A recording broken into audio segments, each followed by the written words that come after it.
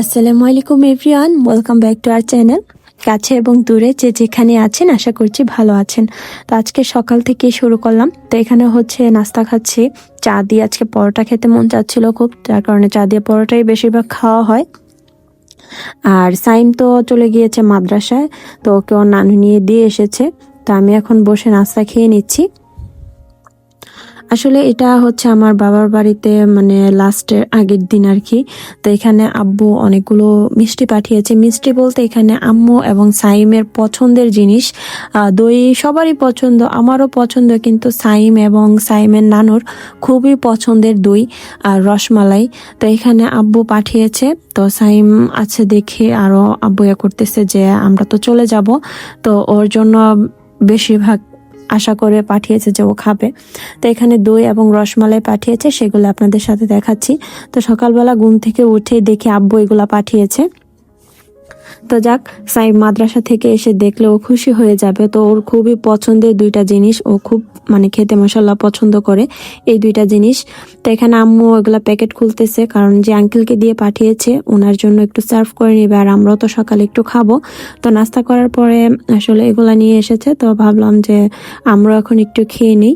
তো এখানে দেখতে পাচ্ছেন রসমালাই ছিল, তো দুইটা রসমালাই দুইটা দই আর কি এইভাবে পাঠিয়েছে।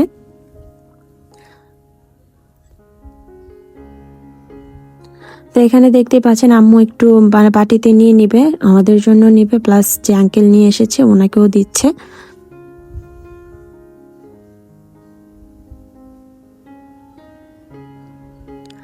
তো আসলে পছন্দের জিনিসগুলো খেতে কার না ভালো লাগে বলেন।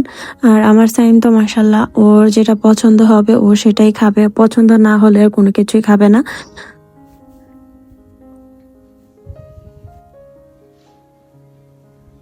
তো আব্বু আরো বেশি শখ করে পাঠিয়েছে, ওনার নাতি খাবে, তো ওর যেহেতু পছন্দের জিনিস।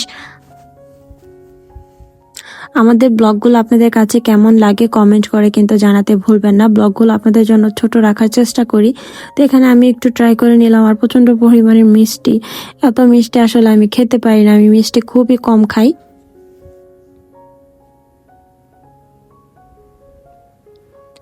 তো মাদ্রাসা থেকে আসার পরে ওকেও আম্মু দিয়েছে, তো ও তো দেখে মাশাল্লাহ খুশি। তো প্রথমে আগে টিভি অন করে নিচ্ছে, উনি আগে দেখবে, উনি কি দেখবে দেখে দেখে তারপর খাবে। আর এদিকে আম্মু একটু বাজারে গিয়েছিল ওকে মাদ্রাসা থেকে আনার পরে, এখানে ঢেঁড়স এনেছে। ওকে জিজ্ঞাসা করেছে তুমি কি খাবে, তো বলতেছে ঢেঁড়স ভাজি খাবে।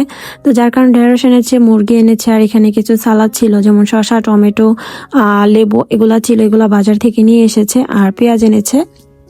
তো আম্মু বাজার এনে আগে তাড়াতাড়ি মানে কেটে কুটে রান্না বসিয়ে দিচ্ছে, কারণ সাইম ওর খিদা লেগে যাবে। তো ঢেঁড়স ভাজি হতে তার বেশিক্ষণ লাগে না। ওকে রসমালাই এবং দই দেওয়া হয়েছে, ওইগুলো এখন খেয়ে নিচ্ছে। তো এদিকে আম্মুর কিন্তু প্রায় কাটাকাটি শেষ পর্যায়ে, আমি ঢেঁড়সটা নিয়ে বসিয়ে দেব ভাজির জন্য। তো দুই দুই চুলায় দুটা বসিয়ে দিলে কিন্তু রান্না খুব তাড়াতাড়ি হয়ে যায়। প্রায় 40 মিনিটের মতো লেগেছে দুইটা রান্না হতে হতে। তো এর ফাঁকে সাইম গোসল টোসল করে রেডি হয়ে গিয়েছে।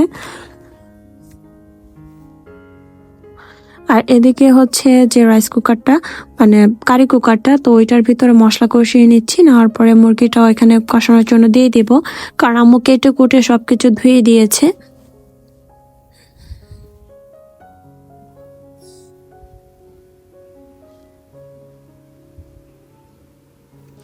আসলে সাইম ঢেঁড়স ভাজি খেতে খুবই পছন্দ করে। তো ও আসলে এটা পেলে আর কিছুই লাগে না। তো যার কারণে ও বারবার এসে জিজ্ঞাসা করতেছে ওর ভাজি হয়েছে কিনা। তো বললাম যে আর একটু বাকি আছে, তো ও এটা দিয়ে ভাত খাবে, বারবার বলতেছে আর কিছু যেন ওকে না দিই। ওর পছন্দের জিনিসগুলো থাকলে ও খুবই মজা করে খেতে পছন্দ করে। আর এদিকে সালাড কেটে নেওয়া হয়েছে, আর রান্না বান্না শেষ। আমরা সবাই গোসল করে যার যার কাজ শেষ করে এখন চলে আসলাম ভাত খাবারের জন্য। তো এখানে ভাত দেখতে পাচ্ছেন আম্মু সালাদ বানিয়েছে, আর মুরগির মাংস তরকারিটা মাশাআল্লাহ কালারটা খুবই সুন্দর এসেছে। আর এই তো আমরা সবাই ভাজি নিয়ে নিয়েছি। আর এখানে সজনে ডাল গতকালও রান্না করা হয়েছিল, এটা রয়েছে, তো যে খাবার সে খাবে। তো এখানে সাইমকে ভাত দেওয়া হয়েছে, ওকে এখন একটু লেবু দিব চিপে। আর নিজে নিজেই খাবে বলতেছে, আমাকে নাকি খাইয়ে দেওয়া লাগবে না, ও নিজে নিজে খেতে পারবে।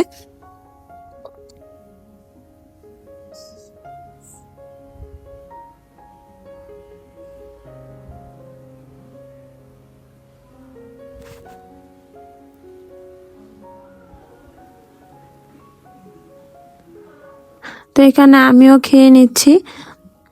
তো আজকের ব্লগটা এ পর্যন্তই। আশা করেছি আপনাদের কাছে ব্লগটা ভালো লেগেছে, এবং যদি ভালো লেগে থাকে অবশ্যই কিন্তু চ্যানেলটি সাবস্ক্রাইব করে পাশে থাকা বেল আইকনে প্রেস করে দেবেন, অল বাটনে প্রেস করে দেবেন। এতে করে নতুন নতুন ভিডিও ছাড়ার সাথে সাথে আপনাদের কাছে নোটিফিকেশন চলে যাবে।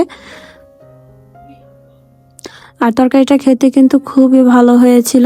তো সবাই ভালো থাকবেন, সুস্থ থাকবেন। আল্লাহ হাফেজ, আসসালামু আলাইকুম।